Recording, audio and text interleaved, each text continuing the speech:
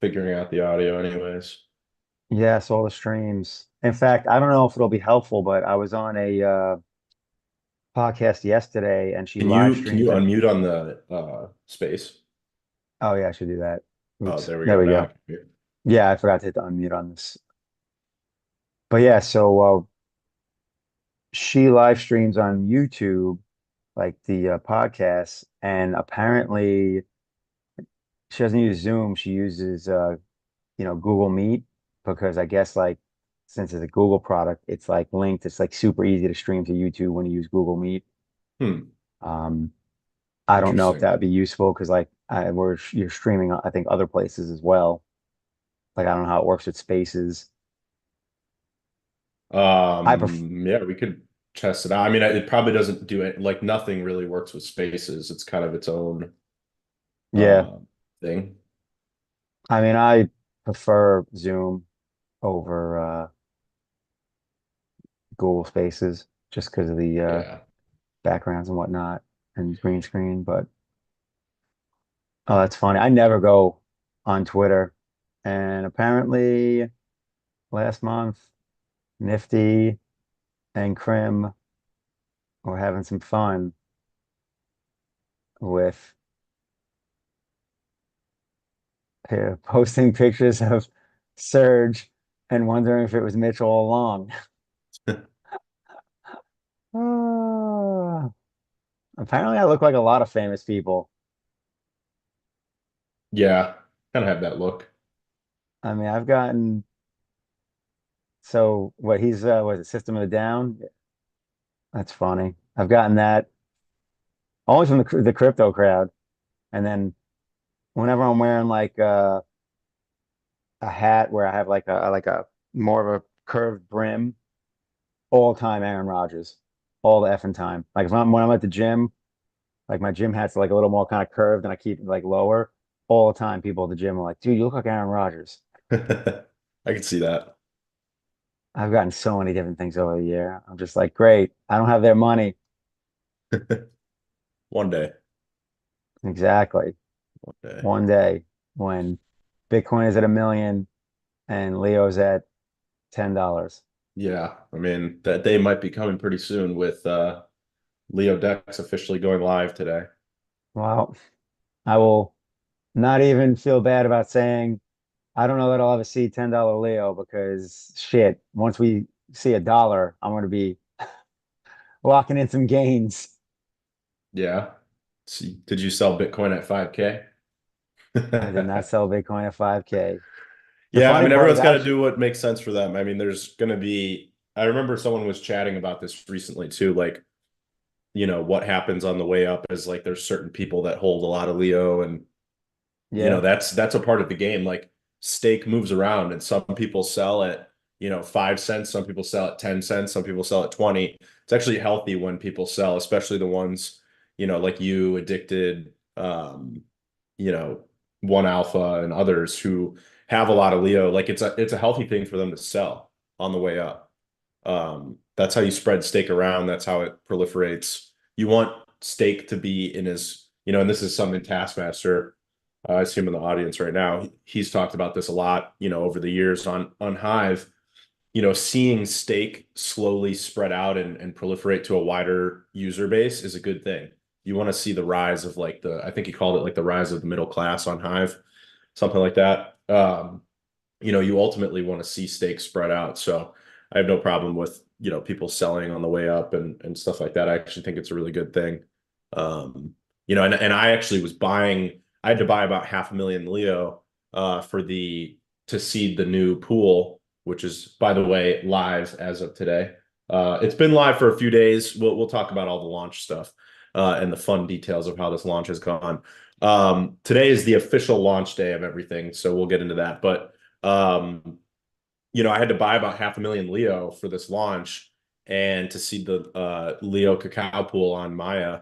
And it was super hard to buy. It was like, I spent basically like 2 weeks buying the Leo very slowly. And I had to buy it in all of the places, B Leo, P Leo, Wrapped Leo, and then Leo on B Swap / Hive Engine. So it definitely was process to get 500,000 Leo. Goes to show how, tough the liquidity is.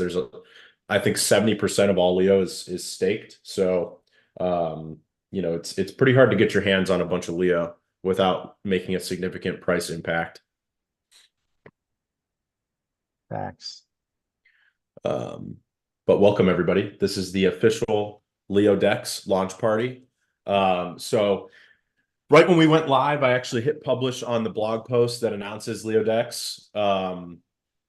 And we it's been a really interesting launch. I'd like to we kind of planned it out that it would all kind of go live at the same time. V109 on Maya would go live, the Leo pool would go live, and then LeoDex would also go live, and we'd do it all simultaneously.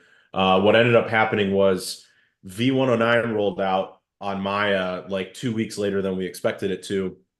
Uh, Obviously, that wasn't, the worst thing in the world because it gave us a little extra time to make LeoDex a better UI. So we've made, significant improvements every single extra day that we've had. I mean, even today I was working all morning on a bunch of updates with the devs, and there's been probably about a dozen updates rolled out like literally this morning, to fix a bunch of things and add some new features, and make things ultimately a little bit more usable. So, I would say every day there's like anywhere from 5 to 12 things that get pushed to LeoDex right now. We're making really fast progress on a bunch of things. So if you've used it at all during the, last week of like kind of closed, unannounced, basically it's been like closed, unannounced beta on LeoDex the past week so that we could kind of get some early feedback and fix a bunch of stuff. So some of you guys have been using it. I think there's probably about a dozen or so, maybe 15 people that have been using LeoDex, here and there, and giving us feedback on it. And then we did a big bugathon yesterday with a bunch of community members who helped us find and fix a bunch of different bugs on the UI. So, it's been kind of like this closed beta in the past week. Like I said, V109 was about 2 weeks later than we thought it would be. And then when V109 rolled out, it turned out that the pools had to get seeded on day one. So we seeded the pool. You had to seed it with a minimum of like 10,000 cacao. So we seeded it with the 10,000 cacao. And then it took another day for them to enable trading on the seeded pools. And this type of stuff wasn't like really discussed or known. So we didn't know or like we weren't even able to plan for it. So then it took another day. So it was like seed day one, then you had to wait a day for trading to get enabled. Then trading got enabled. But once trading was enabled, that was the first time we actually got to test Arbitrum swaps on LeoDex. So then it took a couple days for us to actually go through the process of like testing Arbitrum swaps, seeing how it all worked. And we were actually the first Maya UI, even though we were like unannounced, not yet actually live. We were the first Maya UI to actually integrate Arbitrum swaps. So I think Eldorado integrated Arbitrum swaps a couple days ago, maybe 3, 4 days ago. Cacao swap I saw just the other day. And the UIs are kind of slowly catching up and adding Arbitrum. But LeoDex, we actually got Arbitrum swaps working on day one when the Leo pool went live. Obviously, because with our token being on Arbitrum, we wanted to focus on that. So we got that live pretty quickly. We've been working through the bugs the past week. So that's like the timeline of how this all kind of rolled out. Is you guys remember last AMA, I kind of secretly gave you guys the URL for LeoDex and just said, play around with it if you want. But it's not officially live yet. There's something to be said for being first. Yeah, for once we were actually more than on time. We were early for once with some stuff. But obviously, we have to wait for certain things to happen, and we couldn't test the Hive aggregator either until the Arbitrum Leo pool was live, because obviously the end part of the swap requires that pool is live. So as of right now, LeoDex has a ton of features that are currently live. There are some that are not live yet. So one of them being various Hive routes are not yet live. So for example, you can sell Hive into every token that's listed on Maya except for Leo, ironically. You can't go from Hive to Leo on LeoDex yet. but you can go from Hive to any other token on Maya currently. Um, and that is the only Hive route that is live right now. So we're testing it. We actually just, the dev just pinged me that we just pushed a fix for something we found this morning that was kind of preventing certain Hive swaps from going through. It was related to the fee when you go from Hive to swap.hive. So anyways, that's been fixed. And we're going to be focusing on, kind of refining that route for Hive. And then once that is like fully refined, then we're going to launch the reverse, which will be buying Hive with any assets listed on Maya. And then once we've got that, then we'll look into doing HBD, SPS, and DEC. Those will get listed on LeoDex as well through the Hive aggregator that we built. Taskmaster asked, what about XDeFi? We have XDeFi in the dev environment, but until we swap with this is the crazy thing about this type of technology is like when we build something for this, we have to actually test every single variant of it. So we've got XDeFi, and now we have to test every single swap and every single pool action with all the different tokens before I'm comfortable pushing it to the live UI for you guys to start, kind of like open testing with XDeFi. So I would say XDeFi probably by sometime next week, hopefully sooner. I said last AMA that we would have it like by the end of the day, and we actually did get it done by the end of the day. But like I said, I want to see some pretty hardcore testing of it before we give it to you guys. So So for right now, it's to key add stores. to add to that, obviously, and I mean that's an update for me because I gave up. Me and XD5 have not been getting along, but it might be more so a browser thing. So I stopped fighting with it because I couldn't get much to show up. But I do see all the things in MetaMask. So obviously MetaMask is next in line. So I'm assuming it's gonna be the same process with MetaMask. So XDFi essentially will get where it needs to be, and then at that point, the same process in terms of prepping for MetaMask will happen. Is that kind of what it's going to look like, or no? Once we have XDeFi, it will be pretty simple to add MetaMask. Cool. I mean, So because yeah, I mean, obviously, I want to start using LeoDex ASAP, and I connected to it through a key store and stuff like that. But as far as transactionally, I already yeah, I know mean, it's going to be I still think it's a superior experience to move like when you're gonna do a swap, you have MetaMask, you have XDeFi, move like let's say you're gonna swap, 1,000 USDC and you've got it in your MetaMask. I like personally, this is how I like to use even other like Thorchain type of UIs. Move the USDC into a key store. So you have your key store address, you move it there, and then you do the swap. And then after you do the swap, you send it back to your MetaMask or your hardware wallet or whatever, smart. which is also just a good security practice. But Well, yeah, it's a layer of security. So right, for, and this kind of touches into a lot of things we need to start doing, which I have housekeeping items later, so we can also get the word out on all the other uh, outlets, so to speak, um, that you do, so people can be informed, like chain chatter and such. But anyway, I digress. So, with that said, for anyone that's listening that's never done a key store, what's the easiest way to get started with a key store? Like, what resource can they use to you essentially can. have that key store? We built it into LeoDex, so you can use LeoDex to create a key store, and it's Perfect. super easy. Um, Nice. and so also I'll share this link. The docs for LeoDex are now live. Start in the- Let me just get the link for you guys. RTFD, RTFD. Yeah, RTFD. So I just posted a link for the docs. Um, so the docs are now live. Uh, Where are the docs? and in those docs, you'll see that there is a section for community tutorials under tutorials and then click community tutorials. By the way, these docs, we went for like ultimate simplicity on the docs. They're meant to be super straight forward to the point, concise. So if you look at the docs, it's like it could take 5 minutes to read the entire docs.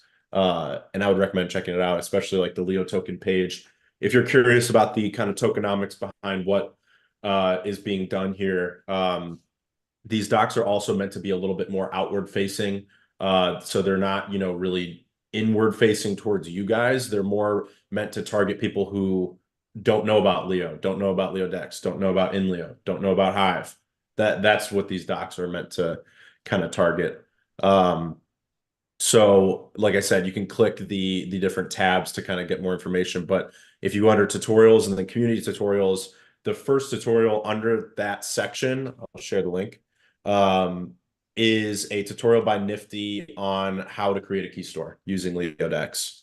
And it's like stupidly easy. So definitely recommend checking it out. Um, Yeah, Nifty did a bunch of tutorials. I saw like at least three that he posted. Yeah, so the docs have 5 of his tutorials listed there, which he's Nice. done how to create a key store, how to use the Arbitrum gas faucet that we built, how to swap tokens, how to add liquidity to the pools, and then how to swap Hive on LeoDex. So he's done those. I think he's doing more. I may do a couple too when I get some free time.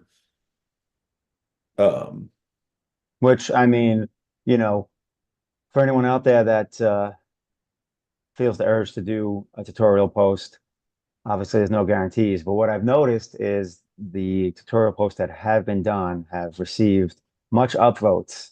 So if they you will. if you want the potential at a juicy upvoted post, tutorials will put the odds in your favor. Obviously, no guarantees that it will get voted or seen, but much better odds of getting some tasty upvotes, posting tutorials over the next couple weeks. And that's just Yep, if you from post any what I've content seen. about LeoDex, especially right now during the launch, we will be curating it pretty heavily. Um, we're looking for feedback. We're looking for, general ideas around it, maybe what you think should be coming in the future. Tutorials like what Nifty's been doing. All of the things about LeoDex will help. This is brand new technology, and it's something that a lot of hivers, a lot of you guys in the audience right now have never used or experienced. And a lot of people on Hive just in general have never experienced. And especially given the fact that Hive swaps are live now, um, people are going to need a lot of help. So definitely make some good tutorials and spread the word, and we will support you. Which, kind of on similar lines, Leo.voter now has, I think, about 4.5 million Hive power delegated to it. We built the whole delegation model with tiers. We built the dashboard where you can manage your delegations. And before we built that, we had about 2 million Hive power delegated to Leo.voter, and now we've doubled that to 4.5 million. So our ability to reward you guys has doubled. So create the content, get the upvotes. I think a 100% upvote from Leo.voter is like $200 now. So um, definitely been growing, and I think Damn, we're that's going to see that wild. happen. Yeah, yeah. I think a lot of And people are liking the dashboard and the consistent payouts and the different tiers that you can get. apparently Cat did all the tutorials back in the day at the wrong time. Need to be doing tutorials now. It's I did a twice as bunch profitable to do tutorials back in the now. day. Did a bunch back in Cub launch and some other stuff. Too Um, funny. yeah, good time to do tutorials for sure. Well, Nifty got most of them covered already. Maybe I'll wait for MetaMask to go live. Yeah, I mean, I have a feeling that there's going to be some people that wait for certain things to go live, and I mean that's totally fine. But like I said, crypto is about learning new things and trying new things and Yeah, not getting too stuck in any sort of yeah, thing. I don't even like MetaMask anymore. I never use it. that's funny. I'm honestly, I have, well, I actually uninstalled it out of frustration, but I've had XDFi on and off for the last, I don't know, year and a half, and I still actually like MetaMask better. I don't enjoy XDFi's UI. I understand, obviously, like I can do more with it, and that's why I have it for the stuff that I can't essentially use MetaMask for, but I don't enjoy their UI experience at all. I don't know why, but everyone's got their preferences. I know on a whole, it's a more complete wallet. But Right. Well, I think when you start getting familiar with the XDFI interface, you realize how much better it is. It is just a superior interface. I yeah, in really don't terms of the think. options and everything, yeah. Yeah, yeah, and I mean, MetaMask can connect you only to EVM chains. Like this is the biggest thing too. MetaMask only can connect you to EVM chains. XDeFi can connect you to every chain Yep. or virtually every chain. Yeah. Yeah, and they've I got that personally, gas tank feature coming soon. Yeah, and their oh, team, that's I'm cool. actually in a group chat with their team about some stuff. And their team is just really awesome, really attentive, and just, you know, they're ultimately I think just a lot better than MetaMask. And I've seen them eating market share from MetaMask, and I think that trend is just going to keep happening. It's just so much better. For sure. It's a much more complete wallet. Zaya said, Leo team is updating LeoDex very fast. Every day, a bunch of updates. Yeah, we are, like I said earlier, we're pushing like 5 to 12 updates a day in terms of like bug fixes, new features. Um, we've got a lot of manpower on LeoDex right now, to make it kind of, our goal is to make the easiest to use, cleanest, best designed Maya protocol interface, that's out there. Nifty already said that he thinks we're already miles ahead. Um, and I'm really happy with how things are right now, but I also can see kind of the roadmap of what is coming, and you guys are gonna be blown away by what we churn out with this interface. It's pretty incredible. Like I said, only one of the Hive routes is live right now. We've been adding a bunch more features to the interface, and like a new pooling page just went live yesterday, um, that allows you to manage your pool positions. So tons of features continually getting rolled out. Um, and that trend is only going to continue. One interesting thing I've been seeing lately too, depending on price dynamics and some other things, um, I've been looking at the Hive swaps, like Hive to, let's say Rune or Cacao, for example. And a lot of times you can actually swap at a profit compared to the centralized exchange prices of Hive. So like, for example, yesterday I did a swap, and it was like, I think like almost 1% higher than the centralized exchange price of Hive. So I was able to swap Hive into Cacao, and literally get 1% more than I would have gotten if I sent the Hive to, say Binance, for example, sold it there for USDT, and then did something with it. And that's also considering all the fees included, versus a centralized exchange where I would have had to withdraw that crypto at some point and paid another fee, on top of the trading fees and whatnot. So, as the pools get deeper, the Leo Cacao pool is seated right now with $85,000. Um, and we're going to drop the last 15,000 in there today, from like the original 100K seed amount. As that pool gets deeper, you're going to be able to do bigger and bigger Hive swaps, and those Hive swaps will have more efficient pricing. So, our goal is to really, and I put it in the post that just went live. Our goal is to capture at least 10% of Hive centralized trading volume, by 2025, like the end of 2025. That would be about $7 million a month that we aggregate through, LeoDex and Maya Protocol, using that Leo Cacao pool. I really think we can capture 10% of that market. Um, you know, there's a lot of things going for us in that mission statement. Hivers are very decentralized, very focused on decentralization in general. So I think once this is working and it's working really well, and the pricing is efficient, I think the majority of hivers are going to be inclined to use it, for a lot of different reasons. And obviously, the birth of Hive was literally birthed out of the a fight against centralized exchanges. So the kind of backstory of Hive is actually like a very cool story that I think we can, kind of start portraying to Maya, community members, and Thorchain community members, and kind of this whole like, decentralized exchange movement that's popping up. and proliferating, we can really talk about how Hive was just completely birthed out of this. Like, Justin Sun came to Binance and Bittrex and these big centralized exchanges, and they all essentially colluded to control the witnesses on Hive, which was obviously called Steam back then.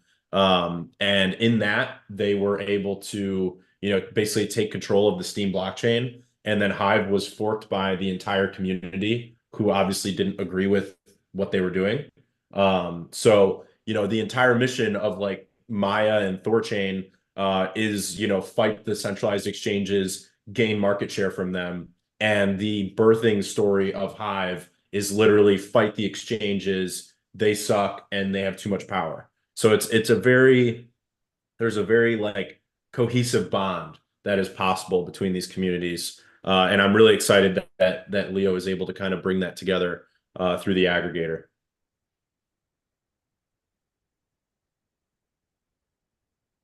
Indeed. And scrolling questions, and I just lost the two that I noted because I clicked on something. But yeah, I think the you know, Hive community and the Thorchain community are very, I guess, similar in terms of perspective and whatnot. Yeah, the Maya, and Maya obviously was kind of birthed within the Thorchain community, and a lot of, big players there are big backers and supporters of Maya and the vision of what Maya can achieve. Um, so it is very much a, positive and cohesive community within the cross-chain DEX space as well. Like, Maya and Thorchain and those two communities. You can see like, I mean, at first you might look at it and be like, wait, is Maya a competitor of Thorchain? Like, are they trying to compete? And then when you start to kind of get in the community and talk with different people within it, you realize that they are very like, they're very much like collaborators in this fight against centralized exchanges, which I think is really cool. It's something that I think is kind of rare in crypto, where you have a lot of tribalism, you have a lot of people who are like, you're either a Bitcoiner or you're, a shitcoiner, or you've got Ethereum or whatever. The big difference there is that, with these cross-chain dexes in the Maya community and the Thorchain community, they're very much just aligned that the correct vision is it's us versus centralized exchanges. And I absolutely love that. And most of you guys know, if you've been watching these AMAs and, kind of following my blog, for years now, creating, different environments within these decentralized exchanges, trying to get Hive onto dexes, trying to get Leo onto dexes. This has always been like a huge vision and mission for me, because I am a firm believer in decentralized exchanges, and ultimately, the power that centralized exchanges have over the crypto market really scares me in a lot of ways. And I just want to see that move into, you know, I really want to see that move out into decentralized exchanges like Maya, like Thorchain. I think that's where the trading volume belongs. And I think it's a lot healthier for the ecosystem to have, these protocols in place. And Nifty just said it's Cacao Yeah, first birthday today, um, which funny. I actually saw yesterday. They were talking about it in the Maya Mondays with Maya episode that they do. Um, so wish Cacao a happy birthday. And while you do so, you can now pool in the Leo Cacao pool. I know. I'm gonna have to. I think I'm gonna start a fresh keychain, key store because I have an existing one, but I think I'm gonna create a fresh one through LeoDex so I can get around to pooling because my plan was to pool and I was prepping myself to pool, and then I was just like, kind of was like, I'll just wait for XD5, but then obviously that's gonna take a minute still, and me and XD5 been fighting anyway, so good old key store. Maybe I'll do a tutorial on starting a Yeah, key and store and if you've got some pooling. Hive, it is so easy for you to get some Cacao now. You can literally go to the UI, swap some Hive straight into Cacao. Sweet. Well, what about can you swap? I'm assuming yes, obviously, because it's the pool. Because I wrapped a chunk of Leo with the plans of basically using that Leo, like selling half for cacao and then pooling Yeah. Leo and cacao. Yeah, go to leodex.io and then Yeah, put Leo in the top, put cacao in the bottom, split it in half, and then pool it. that was the plan. Yeah, you can definitely do I'll, that. I'll do it. I'll create a key store and do it from there because, like I said, at this point, I won't wait for XDeFi. I'll just get it done. Cool, cool. What do we got? I love Test. task. How long till these numbers move up? Yeah, I was Honestly, just not reading very that. long. Like I was showing that to I was talking to a few crypto guys that aren't as active anymore on Discord, and I was telling them, about the Maya protocol, and I was also just like, dude, look at these numbers. I'm like, we can be in the top three in no time flat because, outside of like three players, the bar is low. Yeah, I mean, obviously a lot of these other interfaces have the first mover advantage. And it's a Yeah, friendly, like I said, this community is so friendly. Like there were actually some interface owners that reached out to us to say, if you guys need any help while you're building LeoDex, let me know, which is like a very different lens than what we're used to in this space, yeah, for which is real. like people competing with each other, everyone being, kind of hating on each other and being very tribal. The Maya community is very much like, hey, if you need something, let me know. I can help. Um, and, like I said, our goal is to make the easiest, cleanest, best user experience possible. And I think when that kind of takes more shape and you start to see more features added to LeoDex and you see that the overall experience becomes more refined and bug free, it's going to be, it's just going to be a takeoff moment for all these metrics. You can actually already see that LeoDex is number 5 on swap count. It's already climbed to number 5. So we're right behind AsgardX in terms of number of swaps. So obviously that's already pretty crazy. And that's pretty much just from like a small, like I said, there's only about 10 to 15 of you guys that are using LeoDex right now in the past 7 days to help us kind of test different swaps and test different things. So pretty insane to see that already kind of taking shape. I think that's just going to continue to grow. Uh, Kalu Samuel asks, do liquidity providers on Maya protocol get rewarded?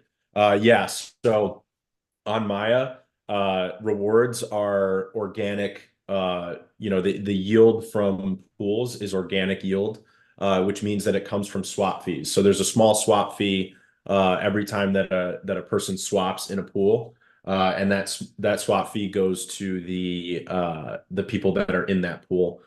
So you can see some pools on. I'll share the link to the Maya scan pools interface. But you can see some pools here that are earning anywhere from like, 3% to like 80% APR. It can vary pretty wildly.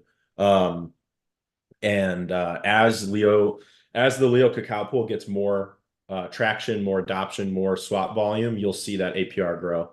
And like I've been kind of tweeting this out and talking about it, the more that the Hive aggregator gains volume, the more you'll see the APR go up.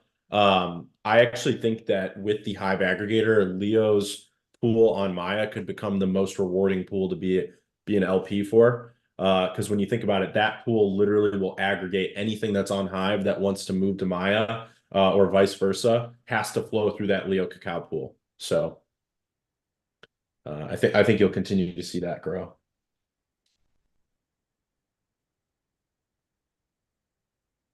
Interesting. I'm looking at the overall swap volume, which is encouraging because the fees is like, oh, that's not like a whole ton of fees. I'm like, and then I'm like, must not be a lot of volume. Then I'm looking at the volume, like, oh no, like Asgard Dex did 7.5 million over the last 30 days. Thor wallet did 5, Cacao did 2.5, Eldorado did just about 2.5. Yep. And then like the fees though, it's crazy. They're all over the board. Like Thor wallet's Thor top wallet in cleans fees. house.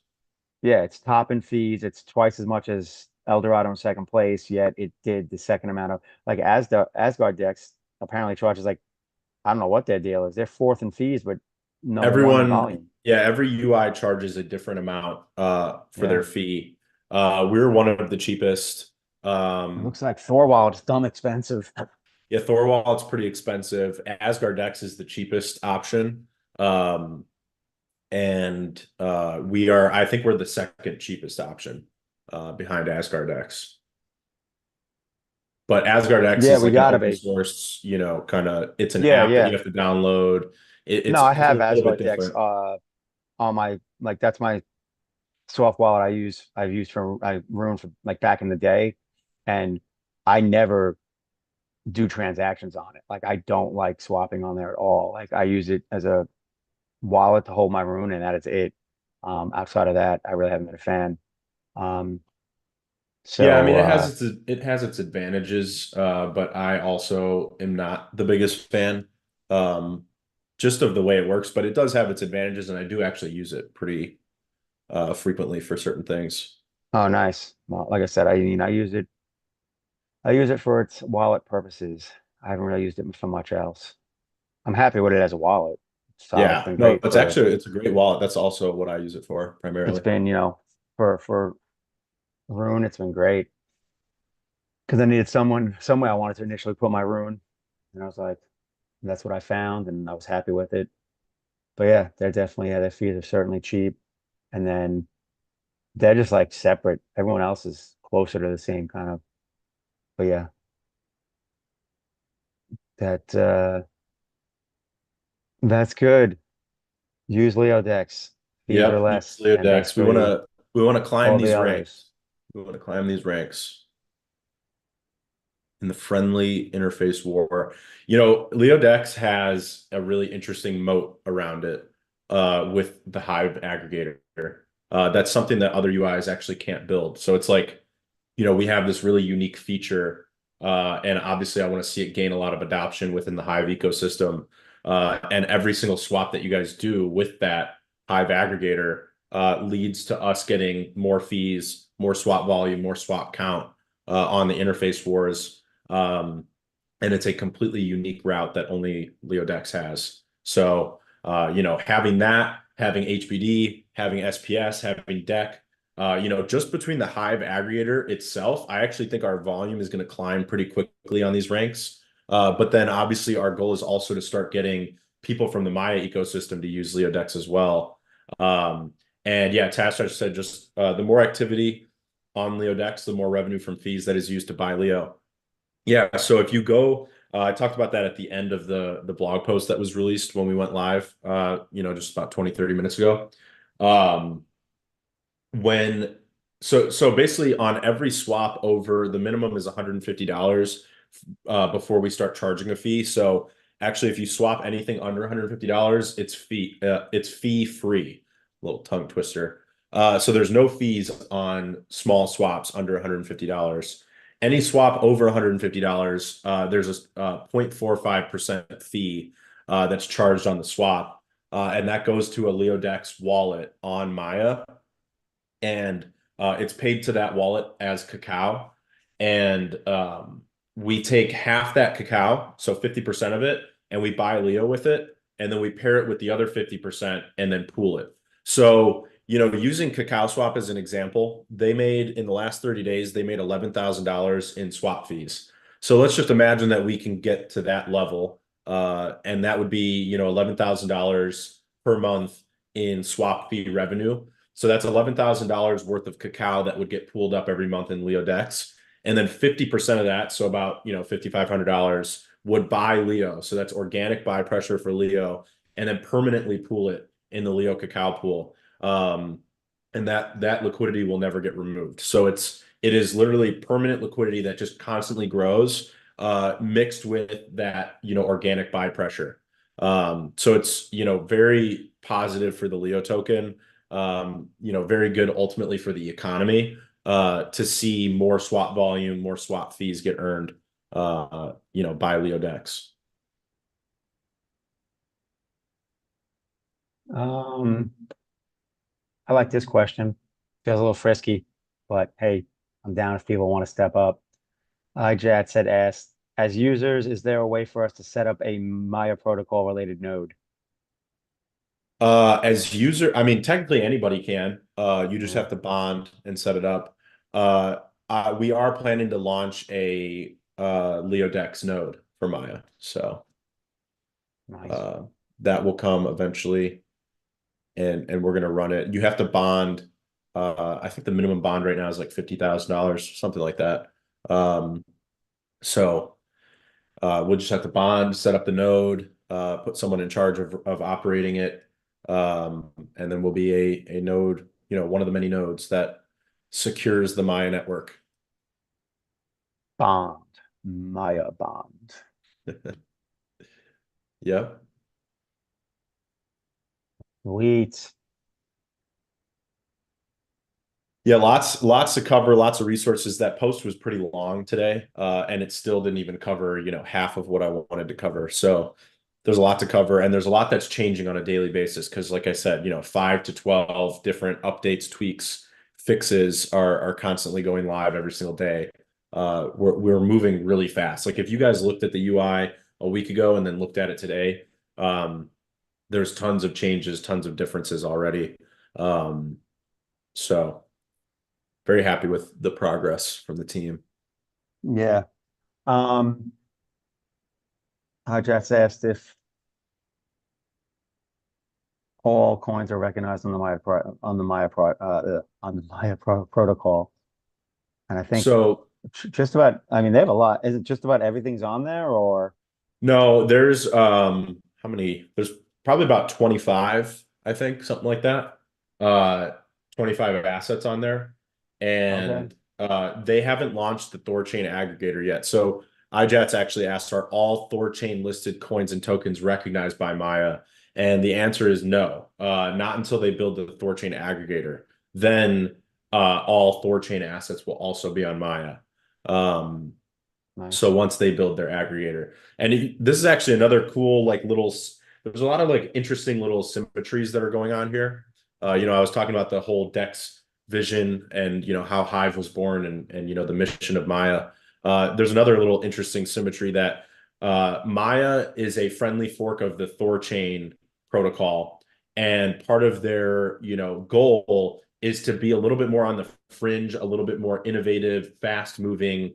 And almost like a you know like very much living like kind of like we're going to integrate things really fast, we're going to try new things, we're going to have experiments, we're going to be trying things like changing the feed dynamics and all sorts of things like that, and a big one being that you can actually bond liquidity units as a node on Maya. On Thorchain you have to bond actual rune. On Maya you can bond liquidity, so it gives Maya a little bit more liquidity efficiency, which I think is a really cool idea. Um, so that's kind of one of the key differences with Maya. But my point is they're launching this Thorchain aggregator eventually. I hear it's like a couple weeks away, potentially, and they're it's kind of like Maya is to Thorchain what Leo is to Hive in a certain way. Leo has long been on the side of trying innovative things, expanding to other blockchains, and now we just launched this Hive aggregator where now we've connected Hive to the Maya protocol, and now you can do L1 swaps with Hive because of this connection with Leo. So again, a nice little symmetry between, kind of like Leo is to Hive what Maya is to Thorchain in a certain way. And I think that's kind of a cool symmetry for us, now that the pool is live and everything.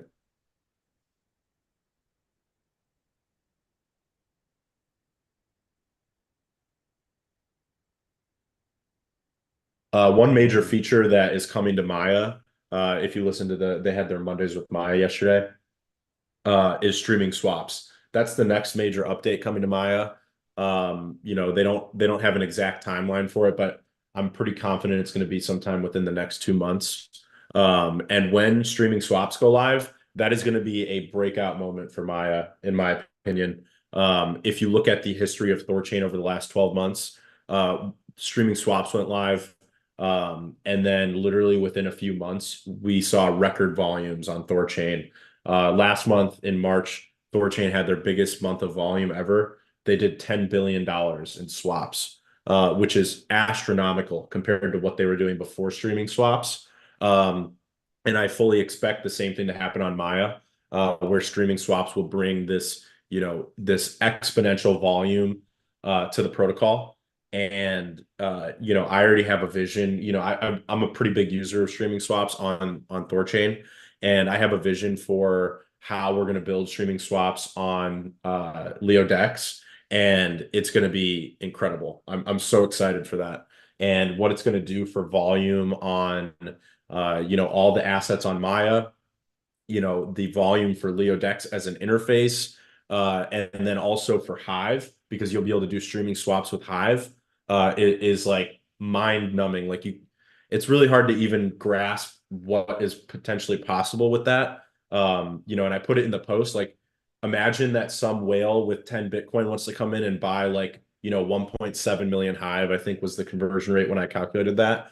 Imagine that they wanted to do that. Right now, that is virtually impossible. They can go to centralized exchanges and they can slowly add little ladder orders, but the liquidity is so thin on those centralized exchanges. And then they obviously have to move it on chain and they have to do all this stuff. With streaming swaps, imagine a Bitcoin whale coming in and saying, I like this Hive thing. I want a bunch of it. Let me initiate a streaming swap, for $1 million. And then it'll start executing the streaming swap and slowly buy them the Hive. It's really insane to think about what's possible here. As this technology continues to mature, more features are released, and more adoption happens. Mr. Hive said, if LeoDex climbs from 5 to 1, so rank number 5 in the interface wars to rank number 1, what could be the positive outcome to the blockchain and more? That's a great question. So, let's play that scenario out.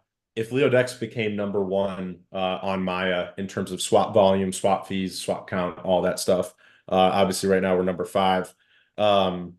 Then, just using Thor Wallet as the example, they earned $30,000 in the last 30 days in swap fees.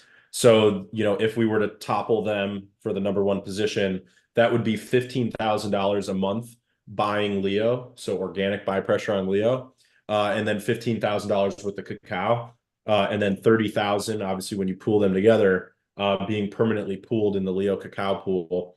So that would be $30,000 a month, just steady up and to the right for that pool.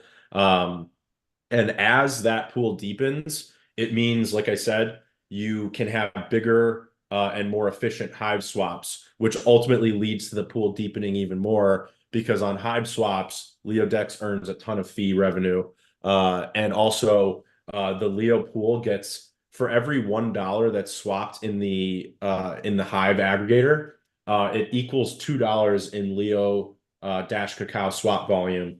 The reason for that is that when you do a Hive aggregated swap, it swaps $1 through the pool, and then that pool needs to be rebalanced. So an arbitrager will nearly immediately come in and do another swap for the exact opposite amount that you did to do that Hive aggregated swap. So every $1 equals $2 worth of Leo volume. And as that volume grows, the APR for being a Leo cacao liquidity provider grows. And like I said, I think if this Hive aggregator gains a lot of traction and volume, I think it could be, the Leo cacao pool could be the most kind of richly valuable pool to be in on Maya. And obviously all the other whales and users of Maya are going to see that at the top of the charts and be like, well, maybe I should buy some of this Leo thing and pool it so I can earn, 40% APR or whatever it comes out to be, as that organic volume increases. Mr. Hive, kind of a follow-up. Can the increase in swapping rates and levels increase the price of Leo and Hive? So yeah, like I said, if we were to get that, on your scenario, if we were to get that number 1 spot, that would be $15,000 a month in organic buy pressure on Leo. To buy $15,000 $15,000 worth of Leo right now is very difficult. You're going to move the price up like 20% by buying that. So the liquidity is very thin. And like I said, 70% is staked. So yeah, it would have an immensely positive impact on the Leo ecosystem, not just in terms of like price, but in terms of like the volume and the name recognition and all of that. There's so many different factors baked in here that are positive for Leo if we see adoption. There's two like critically hard things here.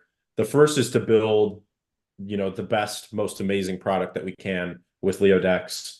And the second is to market that product and gain adoption from two major subsets of users. The first subset is Maya users. So we obviously want to see people from Maya protocol start to use LeoDex. The second subset of users is people in the Hive community, especially using that Hive aggregator. Like I said, the goal is to get 10% of the centralized exchange volume that Hive is doing right now. Per month, that's about $70 million. That's how much Hive is traded on centralized exchanges. If we were to get 10% of that, and you exclude every other asset on LeoDex and only look at the Hive, we would be number one on swap volume and swap fees. So just keep that in mind. And that is only Hive, doesn't include if people trade Bitcoin or anything else on LeoDex. If only 10% of the Hive centralized trading volume were to move to LeoDex, we would be number one on Maya. And what does that mean? Like I said, it's good for the Leo economy. It's good for name recognition. And I think we'll be onboarding a lot of users who become, Leo and Hive curious, because every time they come to LeoDex and, maybe they're swapping Bitcoin and Ethereum and other assets, they're also going to see Leo and Hive, listed in all the different places on the DEX, and they're going to get curious about what that is at some point, especially if they start to perform well.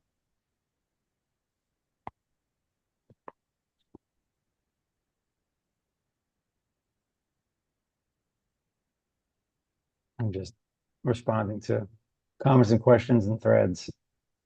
Yeah, there's a lot of good questions.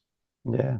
Well, I mean, there's all, stuff obviously related to the LeoDex launch, but obviously there's things related to, just Leo functionality on a whole. So, I saw someone talking about pictures and posts, and I guess I don't hit the upload button. I kind of more do the copy paste because I'm doing screenshots, and I haven't had any problems with INLEO putting photos into long form posts.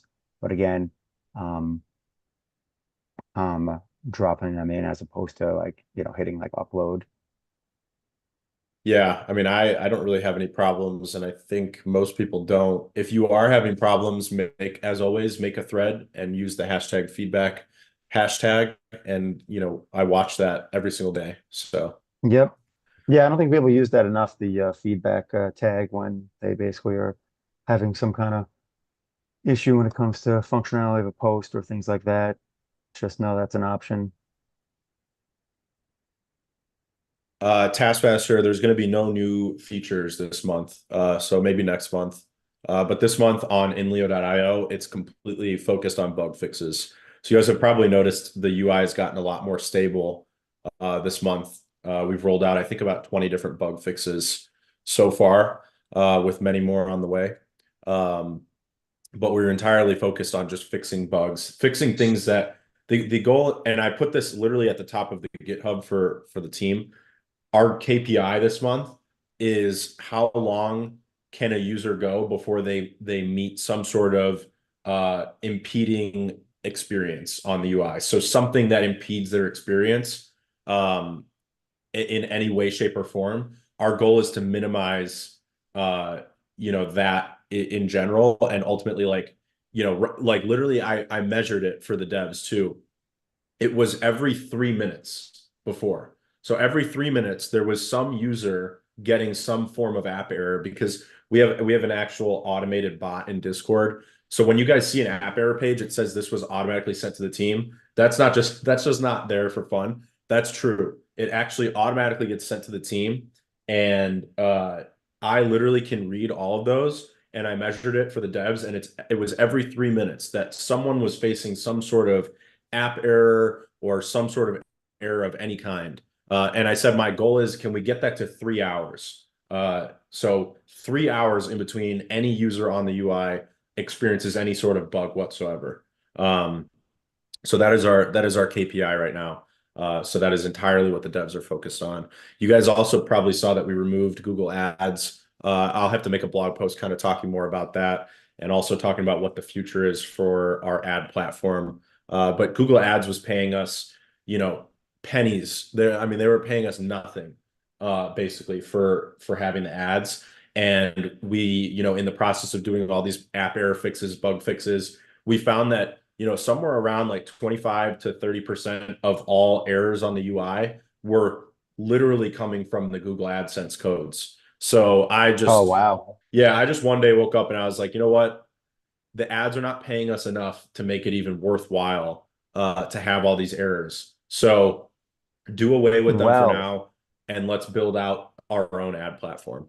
maybe that's what has solved my UI experience issue because I just don't care. Like, because I long form post mainly still. I thread here and there, and every time over the last, I don't even know how many weeks, when I submit a thread, the next screen is some like whatever, like error with like code. And then I'm just like, whatever, because I hit the refresh button and like my thread still shows up. So I didn't care because at the end of the day, it's executing still.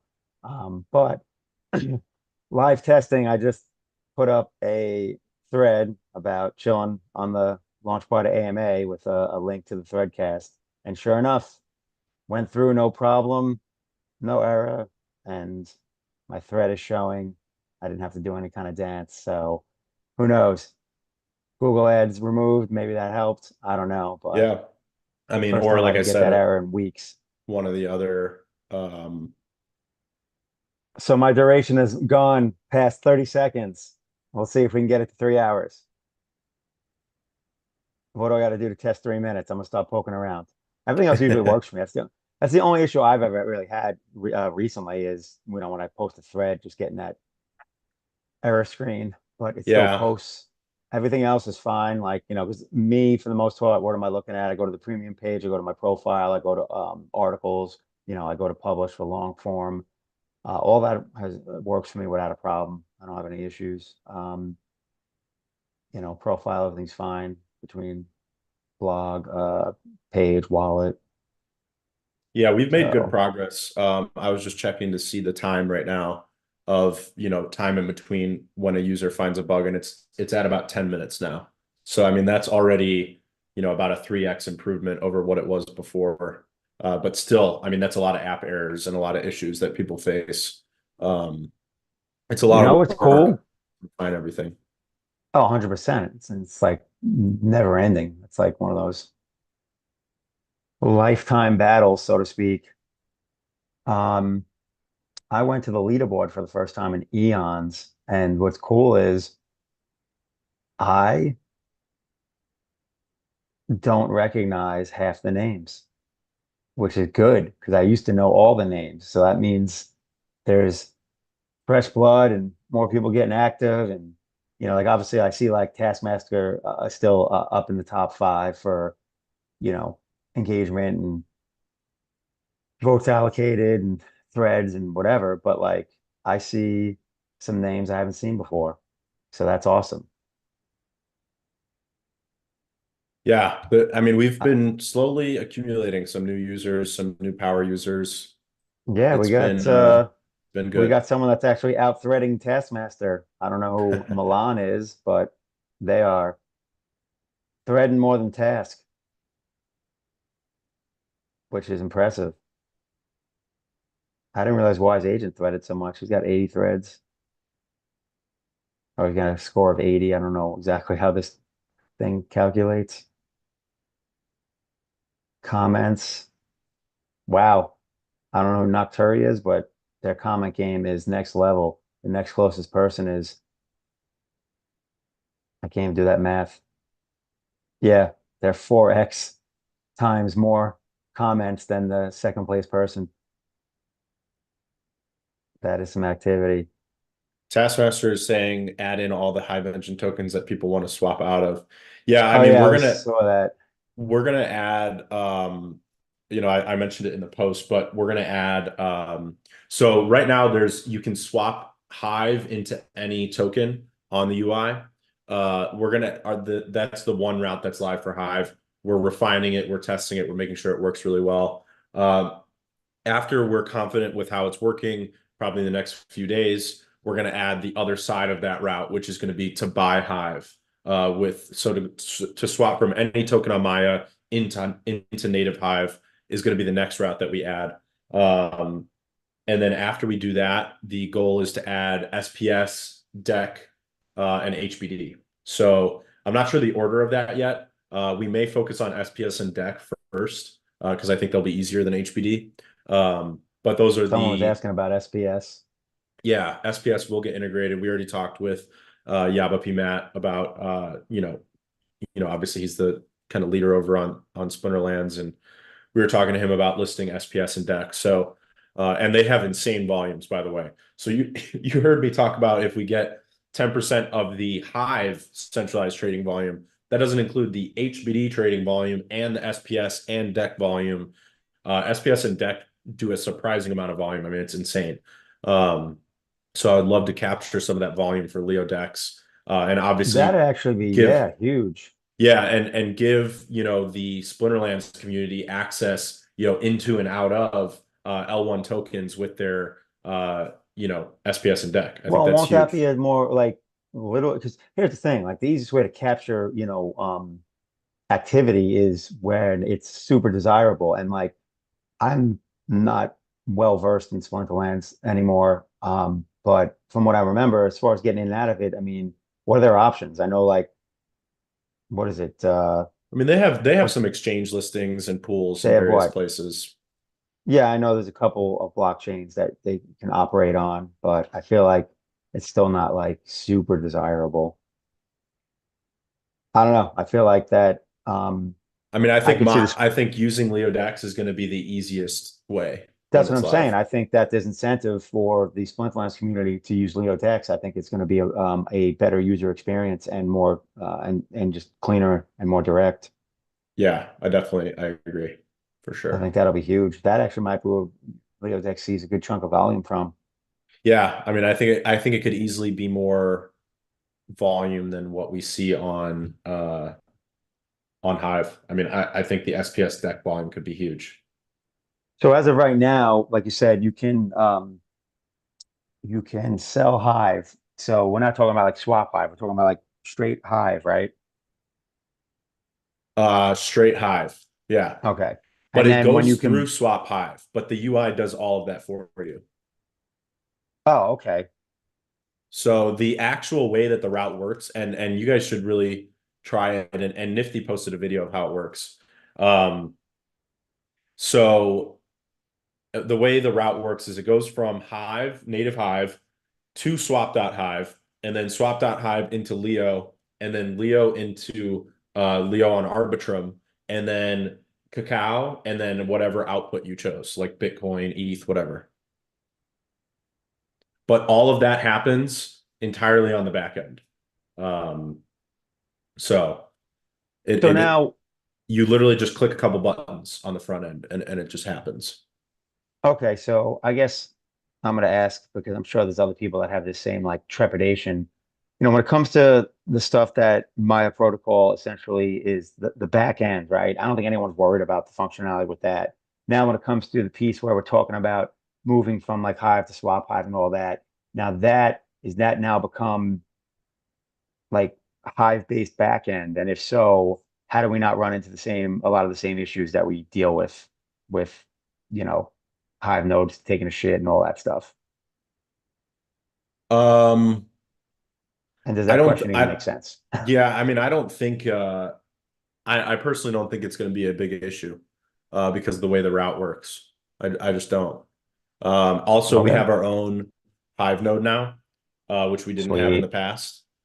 So yeah, I mean, I have yet to have a transfer fail, a Hive swap fail because of a node issue or anything related to it. The two issues that we had, which were actually fixed this morning, were related to slippage on the diesel pool, and we found a fix for that. And then the other one was related to when you go from Hive to swap.hive, the fee that's calculated is kind of unreliable. And we also fixed that issue, uh, this morning as well. So yeah, I mean, I haven't seen any issues related to nodes Cool. specifically. Well, I mean, once SPS and Deck is live, obviously we want to make sure that we get that word out to the Splinterlands community. I mean, which I'm sure is not hard given the existing relationship, but whatever they still, I don't know what they, I'm assuming there's got to be some kind of broadcast slash show or something Splinterlands related, right? Yeah. Yeah, a Nomad will be on top of that to Nice. he's got to clinch all the partnerships. Yeah, I sent him a message yesterday because I saw something with Eldorado partnering with an Arbitrum Twitter account that had a lot of like 80,000 followers or something. And the marketing opportunities that LeoDex opens for the entire INLEO ecosystem is insanely massive.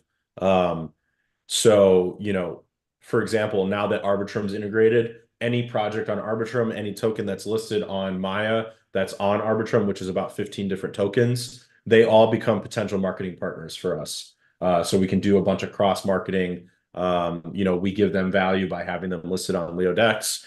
They give us value, with attention and obviously potential trading volume. Um, there is a lot of crossover opportunities that have now just been opened up with the launch of LeoDex. It's up to us to just really figure out how to go after them and get those opportunities. Indeed.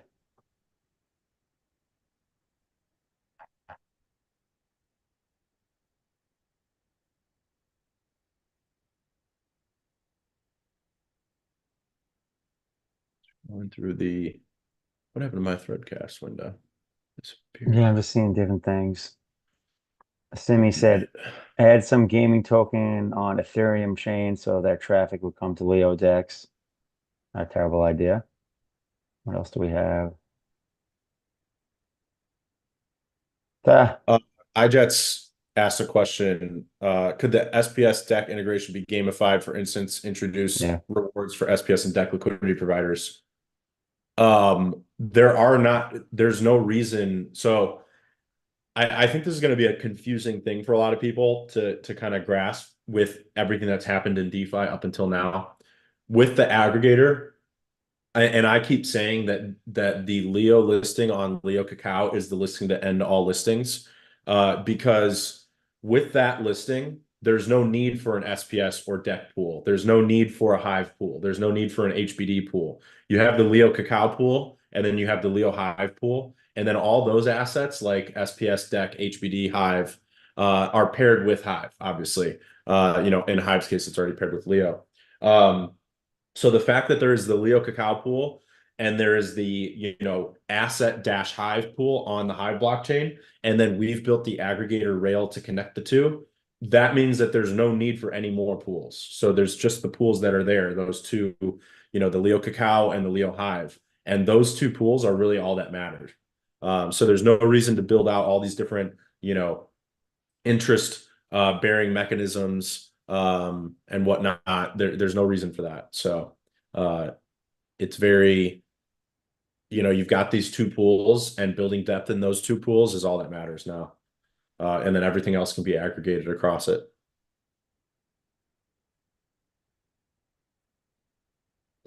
Bradley Arrow, who is nervy buying up a lot of Leo today? He is a arbitrager. So if he's buying Leo, he's probably just selling it on another Dude, exchange. I gotta be honest. I obviously know, you know, what arbitrage is. I've arbitraged things in my life, but I always get annoyed and almost feel dumb when I'm like, why can't I manage to figure out how to arb like in the crypto land, like more than random manual arbs. So You got the arbors there serving that purpose to keep things in balance. It just seems like a nice little place to be. Yeah, arbitrages are not bad when they keep things in balance. They're bad when they destabilize systems and Well, yeah. extract value. But I'm assuming anyone that's like kind of arbing pools is has that automated. Oh yeah, that's all automated for sure. Yeah, I just Yeah. don't like that's out of my realm. I don't know how to do that.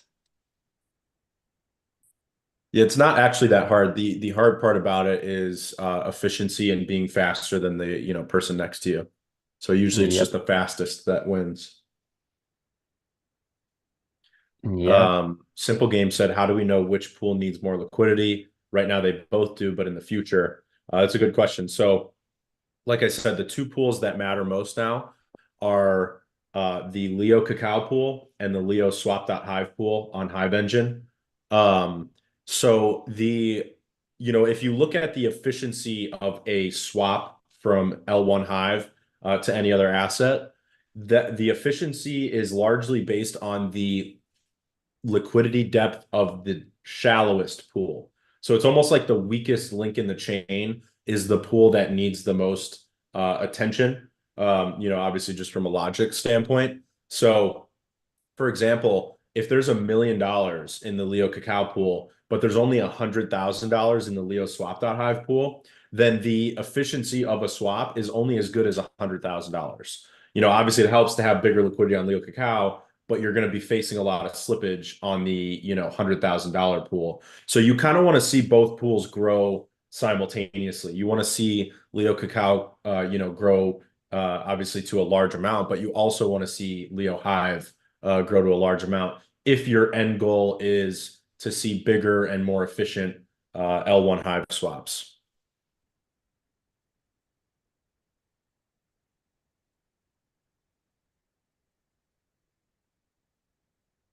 So the, short answer to that is how do you know which pool needs more liquidity? You can literally just look at the dollar value of liquidity in both of the two pools. And if, say, one is a lot higher than the other one, then you know that the other one probably needs some more attention because it's the weakest link in the chain, like I said, that needs attention. And right now, what is it? You said the two main pools are Cacao, Leo, and what was it? Hive? Leo swap.hive on Hive Engine. Gotcha. So Leo Dash Hive on Hive Engine has $33,000 in it right now. So obviously we need some attention there to do bigger, to facilitate bigger L1 Hive swaps. And then the Leo Cacao pool, let me check and I'll give you guys the link so you can check yourselves too. The Leo Cacao pool is at $82,000 right now. And there's the link you can track. So, with the launch today officially being live, you can now go to LeoDex and you can go to the deposit page and then you can put Leo in and then deposit Leo with Cacao. Um, yeah, nifty. TLDR, if you have Leo just sitting around, add it to the Leo Cacao pool. Yeah, we definitely need more liquidity there. Right now, I think me and maybe a few other people are the primary liquidity providers. I don't know how much I've provided so far, somewhere around like 70K of the 80K that's in there. So um, definitely need more LPs to jump in the pool.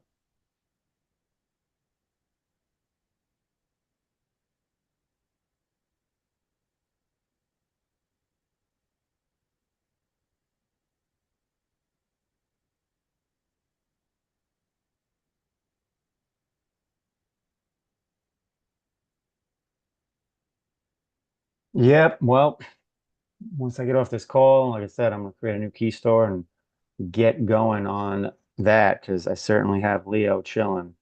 I mean, I got some Hive chilling too. That's why I was thinking about pulling that as well. But I don't know. My brain is acting like a complete noob when you're talking about liquidity on Hive Engine, and I'm like, huh? Like, I don't. What do you mean? Like, I can add liquidity where on Hive Engine? Yeah, you can. I didn't even know that If was a you want to, thing. if you want to provide Leo dash Hive liquidity, you can do so on Hive Engine. BSwap has Didn't a good even way to do know. that, a good UI for it. Oh, yes. That on BSwap, yeah. I know how to do it. Yeah, BSwap. I mean, BSwap's obviously my favorite interface. There's really only two interfaces for Hive Engine these days, and that is BSwap and uh, TribalDex. Um, and I definitely prefer BSwap. Yeah, Simple Game said TribalDex or BSwap. Yes. And Simple Game needed to state the obvious that I need to do some coding if I want to automate. I'm just like, yes, sir. That's always been the problem. Cat doesn't know how to code, nor does he want to learn at all how to code. Mr. Hive said, "What is the statistical use of LeoDex by Hive users, and how do we improve the use of it?" Um, it's kind of difficult to track exactly who's a Hive user and just who's a, LeoDex user in general. I would say, and I'll drop this link again on Scan, you can track the just usage of LeoDex in general. And just I would just track the overall usage. So it's kind of unclear to say, how many of them are Hive users. Uh, but you'll be able to see just how much volume there is in general. And obviously, every dollar of volume of Hive that gets traded through LeoDex is going to show up on Scan as LeoDex swap volume.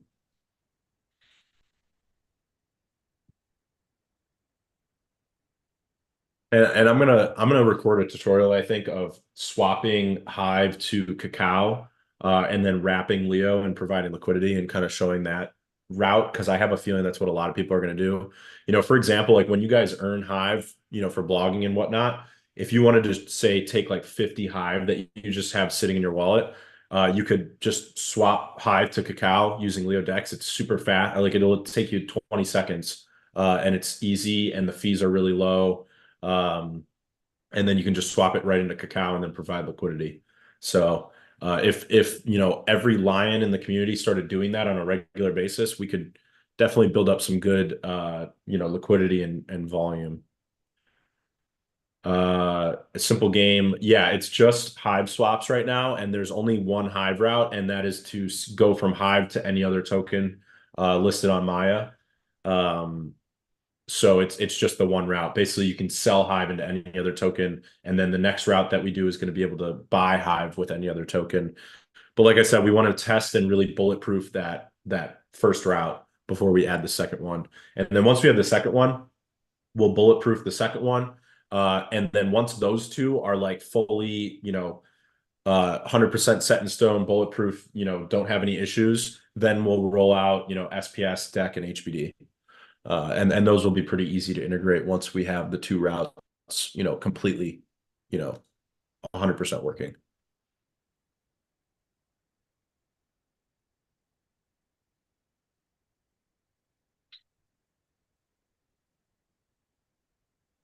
Ha, Lewis 88 community trading contest coming up. Yeah, so we're gonna announce Make it feel like this. Mech C. We're gonna announce this maybe in the next couple of days.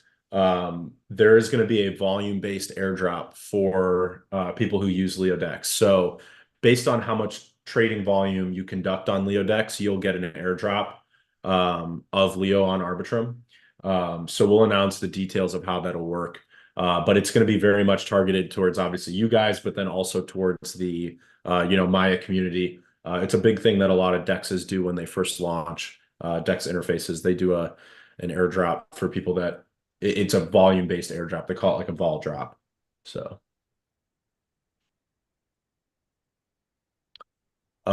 see you later, simple game. Yeah, thanks for joining us. Thanks for the good questions.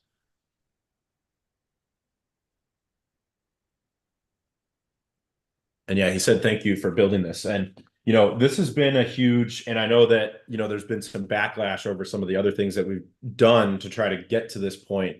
But it sometimes takes doing things the wrong way in order to find the right way to do them.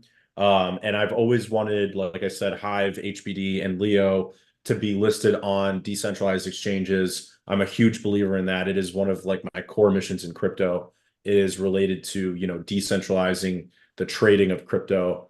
After everything that happened from Steam to Hive as well, like my trust in centralized exchanges is very low, and I've wanted to see that volume moved to dexes. And we've tried to do it with other BHBD, Beehive. We try to do it with those, and obviously I think those were just flawed models, but it was the best that we had at the time. um, and now we've entered an era where Leo is listed on Cacao, uh, or it's paired with Cacao, listed on Maya, and we've built this Hive aggregator, and now you can do L1 native Hive swaps with other L1 assets like Bitcoin, Ethereum. So my vision has finally kind of come to fruition where this is now possible. So you can now trade, say $100 worth of Hive into like Bitcoin, ETH, whatever. And now it's about scaling that, because I think all the technology is in place. We're going to keep improving it. And now really the key is, scaling liquidity and ultimately facilitating bigger and bigger swaps. Indeed. And at the same time, you know what? Not everything that is built is going to be successful. And a lot of times, most shit isn't going to be successful, but that's what leads you to the thing that is successful. And I was listening to a clip from Alex Hormozy the other day, and he was just like saying how he pretty much had like nine things fail before he, had his first big success. And that dude is absolutely crushing it. Yeah, that's just that's a part of the game. You even look at like Amazon, Tesla, uh, it's not just a straight line upwards. There's ups and downs, especially when you're a startup, especially when you're doing things related to new cutting edge technology. Oh, 100%. And especially when you're talking about emerging, industries, so to speak. And, sometimes it's like, all right, is this going to be something or is it just going to be a flash in the pan? And it's like, DeFi is a emerging industry, but some of the things within DeFi turned out to be like, nah. So obviously, like yield farming never really had longevity. Right. It just wasn't set up to survive. Um, I got a kick out of One Up Cartel's comment. He's like, so direct Hive swap into whatever is listed on LeoDex is now live. I'm scared to try. Hey, listen, Uh, bro, someone's gotta be the test dummy. yeah, I mean, we've been testing pretty heavily the past Small, couple small. days. Yeah, definitely test small. You can do as little as like 15 Hive. So I would say do like a 15 Hive to like Listen, I'm gonna do pick, that shit. pick a token with Then a low gas fee like USDC Arbitrum, I'm for gonna do that example. shit right after this call. As soon as I set up that new key store wallet, I got some liquid Hive. I'm gonna try and swap that shit, see how it works. Yeah, right Although now it's you really not. actually, if you were to do,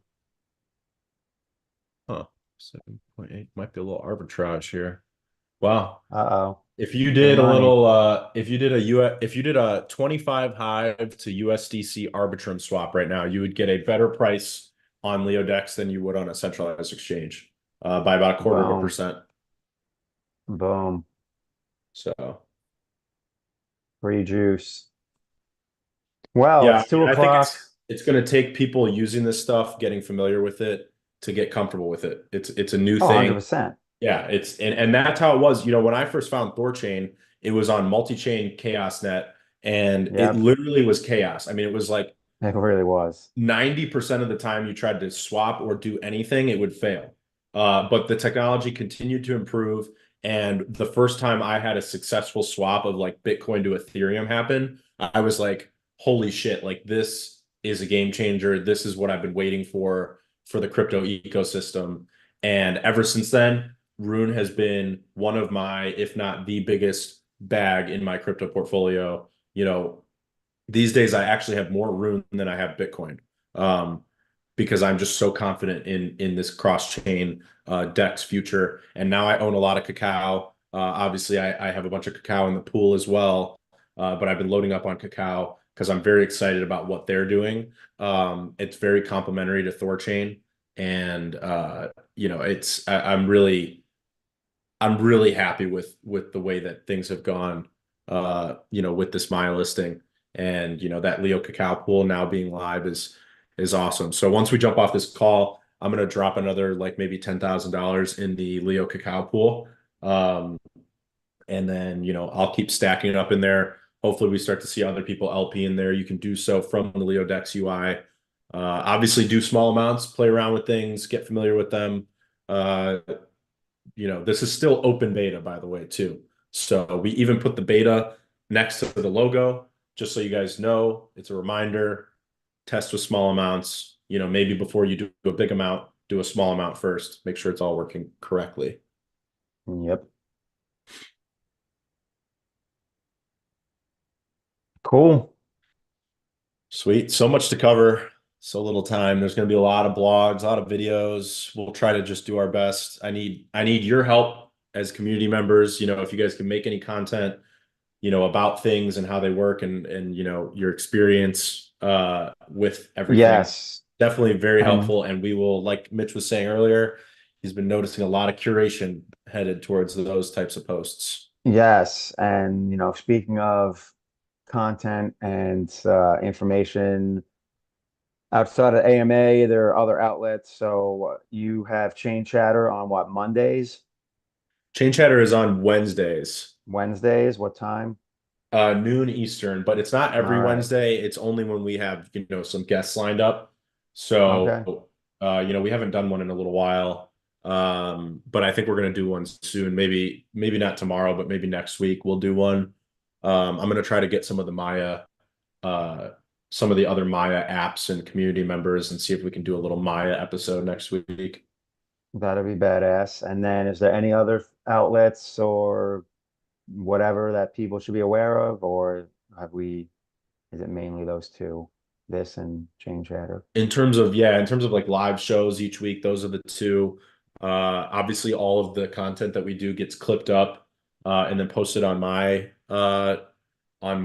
blog on Hive, so you guys can find. I'm sure you already know, but pretty much every day, some sort of clip gets posted on my blog. So if you want like the more short and sweet, like 3 to 10 minute clips of things, that's always there. Yes, little TLDR Yep. snippets. Yep. Cool. Absolutely. All right. Well, yeah, I mean, it's good to just get that out there because I mean, I've seen apparently there's people that have been on INLEO for a year or two and didn't even know Chain Chatter existed. So I'm like, well, that's not good. Got to get the word out. So, Yeah, I wish Chain well, Chatter was a little more consistent. You know, as we that's get more fine though. guests, I think that will be it'll get there. Obviously, you have, the episodes posted that have previously been recorded, so people can check them out. Yep. But cool. All right. Well, we Oh yeah, Lions Den every Friday, hosted by Taskmaster. I'm usually there you listening in go. the live audience. Um, See, more. I knew there was more. yep, Lions Den every Friday. There you go. Good old task on Friday. I forget what time that is. Is that like noon or something? I think he does it around noon, Or 11? something like that. Yeah, it's definitely like it's not like late in the day. I know it's earlier. No, it's pretty. Yeah, it's like early afternoon Eastern time, I Yeah. think. Cool, cool. All right. Sweet. Well, until next time, swap Yep. swap early, swap often, pool early, pool often. Yep. Go play around with LeoDex, even if it's a little scary. Use some small amounts, have some fun with it. We are in open beta. Taskmaster said 1 p.m. I'm assuming that's Eastern. Yep. Sweet. Thanks, Mitch. Thanks, everybody. Spread the word about LeoDex, and we'll see you guys Yeah. next Tuesday. Try and break it. Try to break it and then give us feedback so we can fix it. Boom. All right. That won't be Sweet. good. See ya.